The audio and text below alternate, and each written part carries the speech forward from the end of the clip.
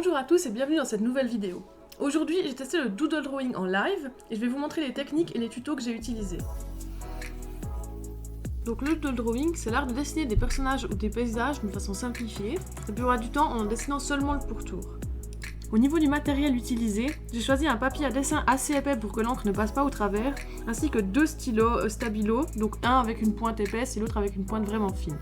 Donc si vous souhaitez, comme moi, essayer une nouvelle activité créatrice, je vous conseille de chercher des tutos simples et détaillés. En faisant ça, en fait, vous arriverez à créer des beaux résultats directement sans expérience, et vous serez donc plus motivé à recommencer et à vous améliorer. Donc, dans mon cas, le premier tuto que j'ai choisi, c'est un tuto qui nous vient de la chaîne Mrs Copper's Art Class et qui nous apprend à dessiner des paysages, en particulier des montagnes en pointillés. Pour apporter un peu plus de complexité à mon dessin et ne pas directement refaire un tuto en entier et ne pas avoir exactement le même résultat en fait présenté dans le tuto, j'aime bien souvent mélanger deux tutos quand j'apprends une nouvelle activité créatrice.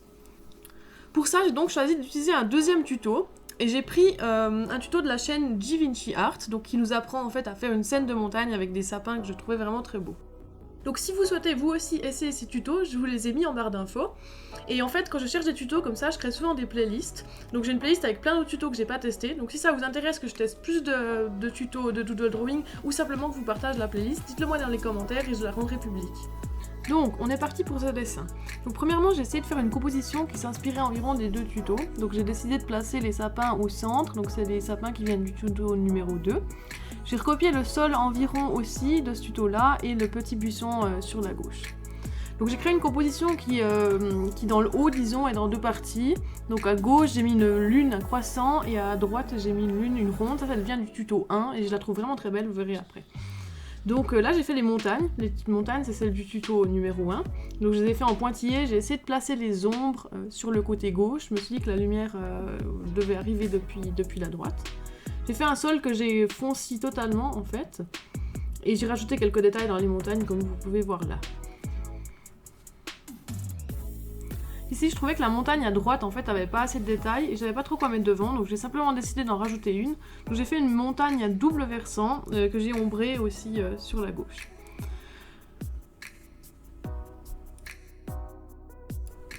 Finalement, j'ai décidé de finir ce décor par ce qu'il y avait derrière les arbres du coup, et j'ai aussi construit une sorte de montagne qu'on voit en transparence à travers les feuilles de l'arbre. J'ai mis quelques détails pour faire les ombres et je suis passée à la lune. Donc cette lune, c'est celle que j'ai vue dans le tuto numéro 1. Donc pour la dessiner, c'est tout simple. J'ai d'abord fait des ronds pour créer les cratères, puis j'ai ombré en mettant plus de points à l'extérieur et de moins en moins vers l'intérieur pour créer un effet 3D.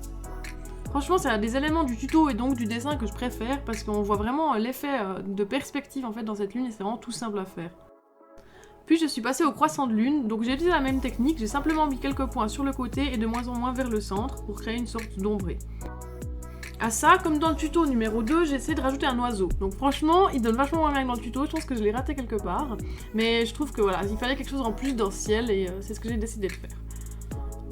À ce moment-là, je me suis rendu compte qu'avec ces deux tutos, en fait, j'aurais pas de matière suffisante pour faire la troisième partie de mon dessin. Donc j'ai été chercher sur YouTube un autre tutoriel et j'ai trouvé un tutoriel sympa où il faisait simplement des vagues avec un petit bateau. Donc comme d'hab, je vous l'ai mis en barre d'infos.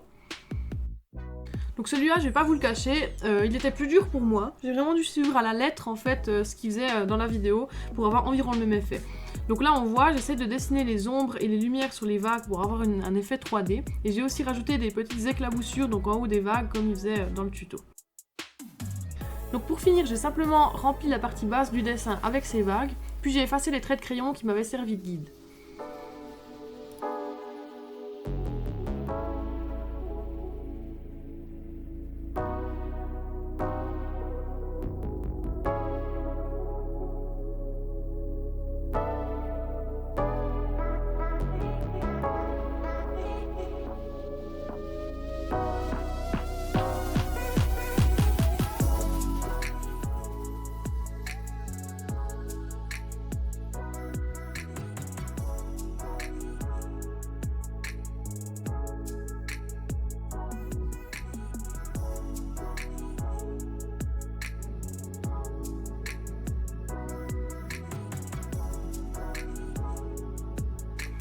Et voici le résultat final.